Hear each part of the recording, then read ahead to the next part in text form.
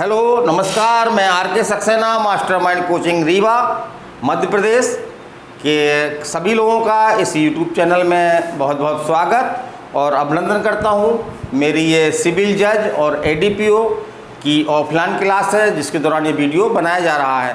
तो जैसा आपको जानकारी है कि मैं इस समय आईपीसी 1860 पढ़ा रहा हूं और इसकी हमारी कौन सी क्लास है, ये 39 क्लास है। तो आज मैं ख़ास तौर से 3 धाराएं, धारा 349, 350 और 351 जो एग्ज़ाम की दृष्टि से काफ़ी इम्पोर्टेंट है और थोड़ा सा कठिन भी कह सकते हैं हम इनको, कि जनरली बच्चों को ये समझ में नहीं आती है। तो आज मैं इसको बहुत ही सरल और सहज शब्दों में आपको समझाने का प्रयास करूँगा।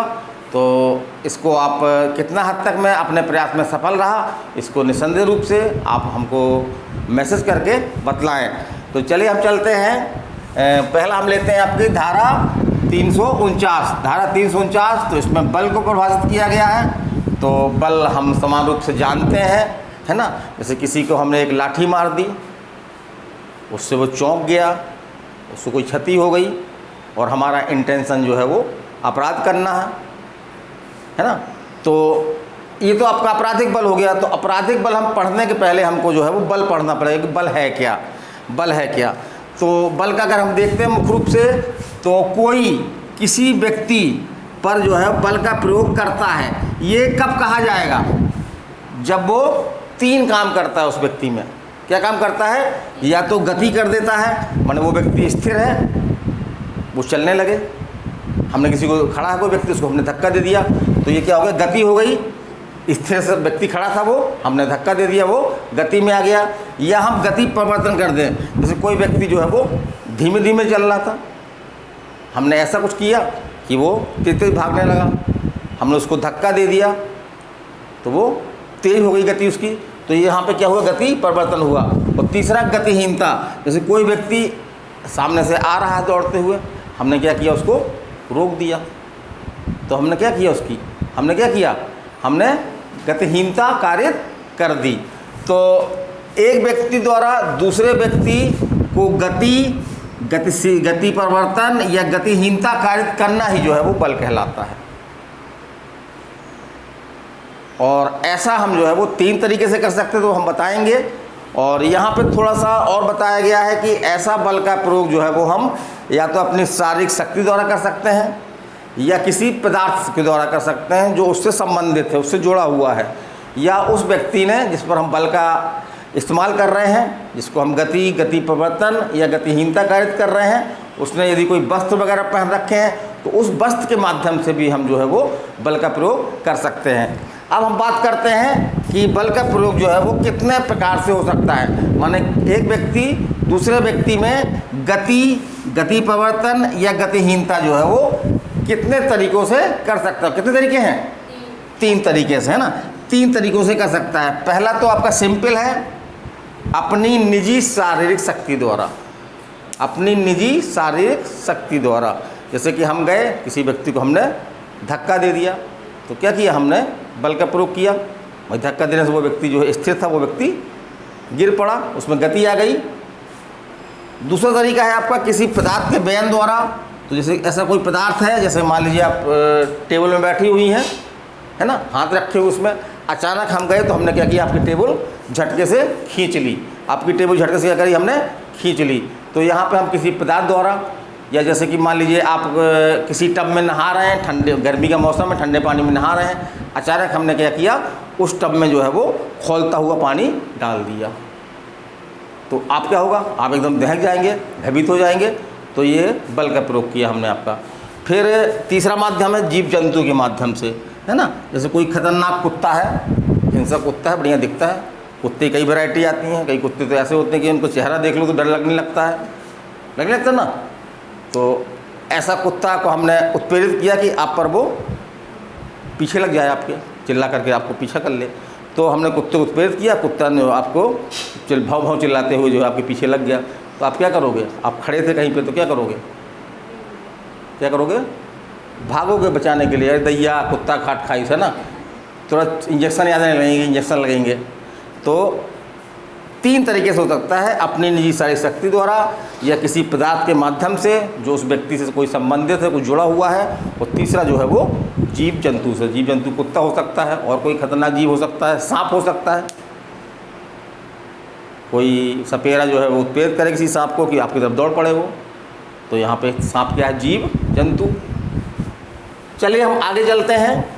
तो बल अपने आप में कोई अपराध नहीं है, ये धारा केवल जो है बल को परिभाषित करती है कि बल है क्या। ये धारा किसी अपराध का सृजन नहीं करती है। किस धारा में है, ये क्वेश्चन बनता है आपका 349 में। तो बल का प्रयोग कब कहलाता है, जब तीन चीज़ें की जाती हैं, गति, गति परिवर्तन और गतिहीनता। तो ये तीन शब्द याद रखिए, गति, गति परिवर्तन और गतिहीनता। चलिए हम अगली धारा देखते हैं। अगली धारा 350 है, आपराधिक बल का प्रयोग। तो इसमें आपराधिक बल को परिभाषित किया गया है। तो क्या कहा गया है, किसी व्यक्ति पर उसकी सहमति के बिना, है ना, उसकी रजामंदी नहीं होनी चाहिए। अगर उसकी रजामंदी है तो ये धारा लागू नहीं होगी। तो उसकी सहमति के बिना क्या करता है, दो काम करता है, किसी अपराध को करने के आशय से, है ना, पहला क्या है, किसी अपराध को करने के आशय से, और दूसरा क्या है, उस व्यक्ति को क्षति, भय या क्षोम कारित करने के आशय से अगर उस पर बल का प्रयोग करता है, माने गति, गति परिवर्तन या गतिहीनता करता है ना, तो ये कहा जाएगा कि उसने जो है वो क्या किया, आपराधिक बल का प्रयोग किया, है ना। क्या कहा जाएगा, उसने आपराधिक बल का प्रयोग किया। तो यहाँ पे इंटेंशन जरूरी है। इसमें तीन बातें इंपॉर्टेंट है, या उसकी सहमति नहीं होनी चाहिए, जिस पर हम बल का प्रयोग कर रहे हैं उसकी सहमति नहीं होनी चाहिए। दूसरा क्या है, या तो हम कोई अपराध करने के आशय से करें, या हम इस आशय से करें कि ऐसा करने से सामने वाले व्यक्ति को कोई क्षति होगी, या जो है वो भयभीत हो जाएगा, या उसको जो है वो क्षोम होगा। तो यहाँ पे क्या कहा जाएगा कि हमने उस व्यक्ति पर, माने अभियुक्त ने उस व्यक्ति पर क्या किया, आपराधिक बल का प्रयोग किया। अब इसके कुछ दृष्टांत हैं। जैसे दृष्टांत हमने देखा कि एक नाव पर जो रस्सी से बंधी है, तो नाव जो है पानी में है, रस्सी से उसको जो है बांधा गया है ताकि वो यहाँ वहाँ भागे नहीं। और एक व्यक्ति जाता है ना, तो कोई अपराध करने के आशय से या उसको भयभीत करने के आशय से क्या करता है, उस नाव की रस्सी को जो है वो छोड़ देता है। छोड़ने से क्या होगा, नाव जो है वो बहने लगेगी, तो जो उसमें व्यक्ति सवारी बैठी हुई हैं वो क्या हो जाएंगी, भयभीत हो जाएंगी। तो यहाँ पे कहा जाएगा कि अभियुक्त ने जो है वो आपराधिक बल का प्रयोग किया। दूसरा एग्जाम्पल है, ए रथ पर सवार है ना, सवार है, यह रथ धीरे धीरे चल रहा है, यह रथ खड़ा हुआ है, इसमें जिसको कौन खींच रहा है, घोड़ा खींच रहा है।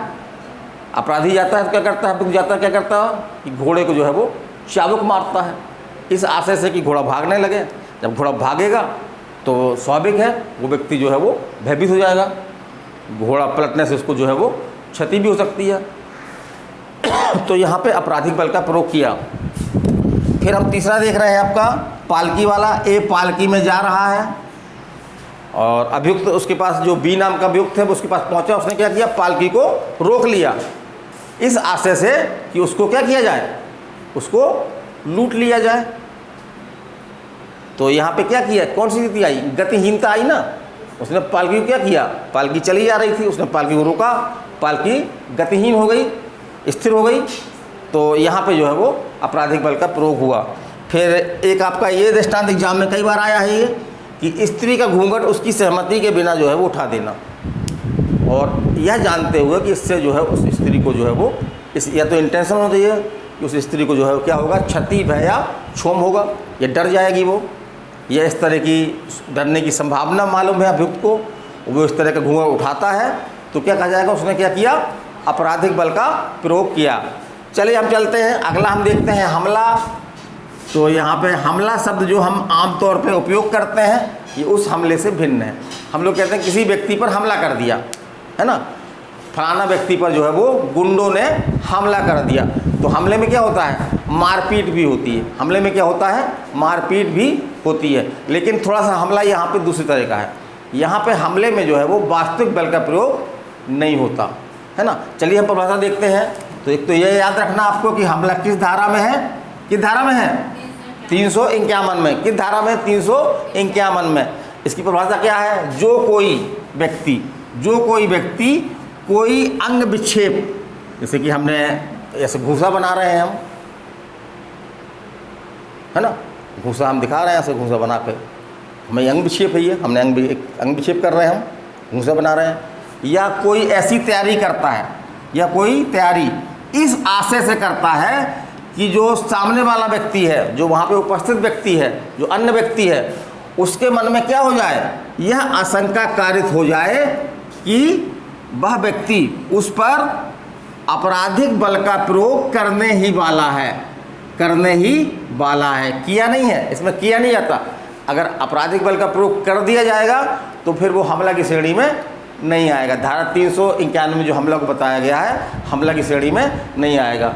तो सामने वाले व्यक्ति के मन में क्या आशंका कारित हो जाए कि बस अगले ही क्षण जो है हमारे ऊपर ये क्या करने वाला है? अटैक करने वाला है, हमला करने वाला है, तो वह हमला करता है। ये कहा जाएगा कि वह व्यक्ति जो है उस व्यक्ति पर क्या करता है? हमला करता है। तो सिंपल परिभाषा है कि किसी व्यक्ति की उपस्थिति में कोई ऐसा अंग विक्षेप करना या कोई ऐसी तैयारी करना, और यह जानते हुए करना, यह संभाव जानते हुए करना कि सामने वाले व्यक्ति के मन में ऐसा अंग विक्षेप या तैयारी से क्या होगा? वो ये सोचने लग जाएगा, उसको ये मन में आशंका कारित हो जाएगी कि बस अगले ही क्षण जो है वो हम पर ये हमला करने वाला है, वरना आपराधिक बल का प्रयोग करने वाला है। यहाँ पे आपराधिक बल का प्रयोग नहीं होगा तो ये आशंका उत्पन्न होना आवश्यक है। तो अगर सामने वाले के मन में आशंका उत्पन्न हो जाए, हम कोई ऐसा अंग विक्षेप या तैयारी करते हैं, तो ये जो है वो क्या कहलाता है? हमला कहलाता है आपका ये। और एक क्वेश्चन आपका यहाँ से बनता है, इम्पोर्टेंट क्वेश्चन है कि क्या केवल शब्द हमले की कोटि में आते हैं? तो इसका आंसर है कि नहीं, बिल्कुल नहीं। केवल शब्द बोलना जो है वो हमले की कोटि में नहीं आते। जैसे हम किसी को बोले हम तुमको मारेंगे, है ना, हम तुमको किसी दिन बहुत पीटेंगे, तो ये शब्द जो है वो हमले की कोटि में नहीं आएंगे, क्योंकि इससे जो है वो सामने वाले के मन में क्या है? तुरंत आपराधिक बल की आशंका उत्पन्न नहीं होगी। लेकिन हम कहते हैं कि हाँ बेटा तुमको हम मारेंगे, आओ बताते हैं तुमको, है ना, और हम अपना घूंसा जो है वो उसके पास ऐसे ले जाते हैं। तो यहाँ पे जो हमने बोले शब्द कि हाँ तुमको हम मारेंगे, मार देखते हैं, तो यहाँ पे ये शब्द जो है वो क्योंकि एक प्रकार से अंग विक्षेप को वो मतलब दे रहे हैं, माने अंग विक्षेप को भी जो है वो समर्थन कर रहे हैं, तो यहाँ पे क्या हो जाएगा? हमला हो जाएगा। तो यहाँ पे शब्द जो है वो हमले की कोटि में आ जाएंगे। लेकिन समान रूप से जो है समानतः शब्द, केवल शब्द जो है वो हमले की कोटि में नहीं आते। तो ये आपको क्वेश्चन आता है, तो अगर पूछता है कि क्या केवल शब्द हमले की कोटि में आते हैं, तो आपका आंसर होगा नहीं। लेकिन अगर पूछे कब आ सकते हैं, तो तब आ सकते हैं जब किसी ये अंग विक्षेप या तैयारी को मतलब दे, है ना, उसके संग शब्दों के संग जो हम कोई ऐसी एक्टिविटीज़ करें जिससे जो है वो सामने वाले के मन में यह आशंका होने लगे कि हम पर ये आपराधिक बल का प्रयोग करने ही वाला है। तो यहाँ पे शब्द भी जो हम शब्द बोल रहे हैं वो हमले की कोटि में आ सकते हैं। तो समानतः शब्द हमले की कोटि में, केवल शब्द हमले की कोटि में नहीं आते हैं, लेकिन यदि किसी अंग विक्षेप या तैयारी को जो है वो समर्थित करते हैं, उसका अर्थ देते हैं, तो वो शब्द जो है वो हमले की कोटि में आ जाते हैं। चलिए हम कुछ इसमें दृष्टांत दिए गए हैं, और एक बात और हम लिख दें, यहाँ पे ये पूछा गया है कि हमले में जो है वो आपराधिक बल का प्रयोग नहीं होता ना, केवल क्या होता है? सामने वाले मन के व्यक्ति के मन में ये आशंका उत्पन्न होती है कि ये हम पर आपराधिक बल का प्रयोग करने ही वाला है, जबकि अभियुक्त इसमें जो है वो आपराधिक बल का प्रयोग नहीं करता। फिर इसमें कुछ एग्जाम्पल हैं, आपके एग्जाम में आते हैं आपके, तो जैसे कि मुक्का दिखाना सामने वाले को, कि सामने वाले के मन में जो है वो ये आशंका कारित हो जाए कि बस अगले क्षण ही हमको ये 2-4 मुक्के हमको जड़ने वाला है, तो यहाँ पे ये हमला है। फिर दूसरा दिखाया गया है कि कुत्ते का मुखबंदी खोलना, है ना, तो हम किसी अन्य व्यक्ति की उपस्थिति में एक खतरनाक किस्म का कुत्ता है जिसका मुँह बंधा हुआ है, हम मुँह इस तरह से खोलते हैं कि सामने वाला व्यक्ति के मन में ये आशंका कारित हो जाए कि बस ये खतरनाक कुत्ता हम पर छोड़ने ही वाला है, तो ये आपका जो है वो हमला है। फिर आपका तीसरा आपने बताया, तीसरा है कि हमने इसका बताया। तीसरा आपका जो है वो इसका कि क्या केवल शब्द हमले कोटि में आते हैं कि नहीं आते हैं, उस पर ये दृष्टांत है। तो एक लीडिंग केस है कि महत्वपूर्ण निर्णय है, इसके ये तथ्य हैं और ये एग्जाम में आपके आ भी चुके हैं। तो जैसे लाठी से सामने वाले को पीटेगा बोलना है ना, कि एक व्यक्ति जो है अभी क्या बोलता है कि उनको जो है वो लाठी से पीटूंगा। तो यहाँ पर हमले की कोटि में नहीं आता कि मैं तुमको लाठी से पीटूंगा, ये केवल शब्द जो है हमले की कोटि में नहीं आते। लेकिन वो कहे मैं तुमको लाठी से पीटूंगा और लाठी भी उठा ले और तुम्हारे पास भी पहुंच जाए, तो फिर ये शब्द जो है वो एक अलग मतलब निकालने लगते हैं ना, एक अंग विक्षेप या तैयारी का मतलब निकालने लगते हैं कि आप केवल बोल नहीं रहे हैं बल्कि कुछ इस तरह की आप तैयारी कर रहे हैं, तो एक प्रकार से सहयोग कर रहे हैं उसका। तो यहाँ पे जो है वो लाठी उठाकर के बोल रहा मैं तुम्हें पीटूंगा, यहाँ तक जो है वो कोई भी हमला नहीं हुआ। लेकिन लाठी उठाकर और मैं तुमको पीटूंगा कहने के साथ साथ वो एक लाठी उठा भी लेता है और उसके पास की ओर बढ़ने लगता है। तो यहाँ पे जो लाठी से तुमको पीटूंगा ये शब्द जो है वो क्योंकि एक विशेष तैयारी को मतलब दे रहे हैं, तो यहाँ पे जो है वो हमले की कोटि में आ जाएंगे। तो ये मेरा अंतिम था। ये आज की क्लास में क्या मैं समाप्त कर रहा हूँ। तो आज की क्लास में मैंने बल, आपराधिक बल और हमले को परिभाषित किया गया है। मुख्य रूप से जो क्वेश्चन बनते हैं या तो इनकी धारा पूछता है, जैसे बल धारा 349 में है, 350 में क्या है आपका आपराधिक बल है और धारा 351 में हमला है। तो इनको क्रम से लगाए रखिए, एक धारा आप दिमाग में रख लीजिए, उसके क्रमवर्ती धारा आप जो है वो आपसे बन जाएगी। और इसके अंदर कुछ हमने बातें बताई हैं, जैसे कि कितने तरीके से आपका बल का प्रयोग हो सकता है। तो कितने तरीके से? 3 तरीके से, ये 3 माध्यम बताए हमने। फिर आपराधिक बल का बताया है, तो आपराधिक बल में जो है वो अभियुक्त जो है वो जिस पर आपराधिक बल का प्रयोग करता है उसकी सहमति नहीं लेता है और इसका इंटेंशन या तो अपराध करना होता है या सामने वाले को क्या होता है, सामने वाले को क्षति, भय या क्षोभ कारित करने होता है। और यहाँ पे कुछ दृष्टांत दिए गए हैं धारा में, तो इन दृष्टांतों को आप देख लें, क्योंकि ज़्यादातर क्या होता है कि इसी दृष्टांतों को दे करके और क्वेश्चन आपके एग्जाम में आते हैं। और 351 में हमला है, तो हमला क्या है हमने बताया है। ख़ास तौर से यहाँ से क्वेश्चन आया है एग्जाम में कि क्या केवल शब्द हमले की कोटि में आते हैं। तो जैसा हमने बताया कि हमले की कोटि में नहीं आते, लेकिन यदि वो अंग विक्षेप या तैयारी को मतलब देने लगते हैं तो शब्द जो है वो हमले की कोटि में आ जाते हैं। तो चलिए, हमारी ये क्लास थी आपकी 39वीं क्लास थी। अगली क्लास में हम फिर से आप आएंगे। तो कल क्लास है हमारी, तो उसमें हम बताएंगे, उसको भी आप देखिएगा कैसा लगा, इसके बारे में हमको राय दीजिएगा। ये वीडियो खास तौर से उन लोगों के लिए है जो अपने घर में बैठ कर के तैयारी करना चाहते हैं। यदि वो हमारे पास भी आना चाहते हैं तो हमारे पास ऑफलाइन क्लास चल रही है, वो हमारे नंबर दिया गया है, उस नंबर पर आप हमसे संपर्क कर सकते हैं। चलिए, मैं RK Saxena, excellence mastermind coaching, अगले वीडियो तक आपसे विदा लेता हूँ। नमस्कार, धन्यवाद।